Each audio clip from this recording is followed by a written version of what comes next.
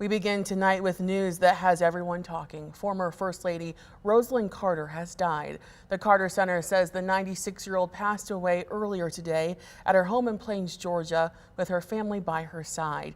She had entered hospice care late last week, 6 months after she was diagnosed with dementia. She was married to Jimmy Carter for 77 years, the 39th president of the United States. ABC's Karen Travers has more. Rosalynn Carter devoted her life to improving the lives of others. A close advisor to her husband, President Jimmy Carter, the First Lady was a strong voice for early childhood immunization, human rights, and mental health. Mental health and the problems of the elderly. Those are the two things that I've been interested in for a long time.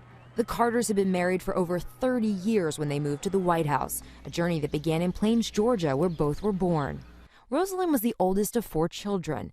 In 1945, she began dating her best friend's brother, James Earl Jimmy Carter. The next year, 18-year-old Rosalynn married the Naval Academy graduate. The Navy kept them moving. Their 3 sons were born in 3 different ports. Their daughter Amy was born after the family resettled in Plains.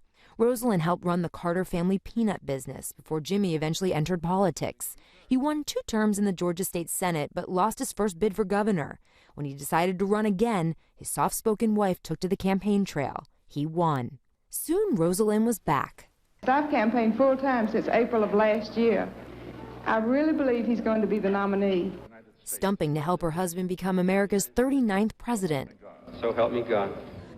Throughout it all, Rosalynn championed women, children, and charitable causes. Hardworking and tenacious, caring and compassionate, she was dubbed the Steel Magnolia by the White House press corps. Together with her husband, she promoted peace and human rights and built houses for Habitat for Humanity. Mrs. Carter authored 4 books, including her autobiography, First Lady from Plains. After leaving the White House, Rosalynn Carter continued to travel the world with her husband, speaking out on the issues she had championed throughout her life. Karen Travers, ABC News.